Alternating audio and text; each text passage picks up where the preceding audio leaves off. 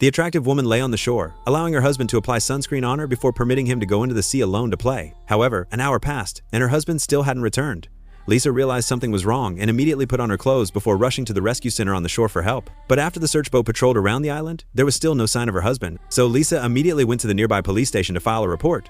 To her surprise, the police burst into laughter after hearing her story. They explained that the beach was very small, and if someone hadn't been found after 3 hours, there was only one reason: her husband had sneaked away to have fun. The police casually took down the information and told Lisa to go home and wait for updates.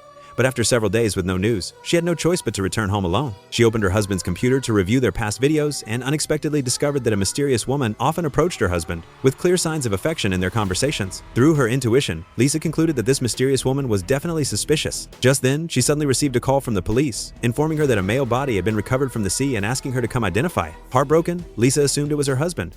But when she arrived at the morgue, she found that the deceased was not her husband at all. The next day during class, Lisa noticed a new student in her class, the same rescue worker she had approached for help at the beach that day. The boy always followed her after class, treating her to meals and inviting her to watch movies together. Lisa could tell he was pursuing her, but she firmly believed her husband was still alive and made her feelings clear to Jack. As days passed, the police concluded that the search was no longer worthwhile and asked Lisa to sign the case closure form. Returning home, Lisa held her husband's belongings and wept bitterly, convinced that he wasn't truly dead. She opened the computer again, and this time, while browsing through photos, she noticed the mysterious woman often glanced secretly at her husband with a fierce look in her eyes. Could there really be a secret between them? Lisa began searching through her husband's clothes and actually found a receipt in his coat pocket for a necklace she had never seen before. She immediately went to the bank to check their transactions, only to discover that her husband had withdrawn a large sum of money a month earlier.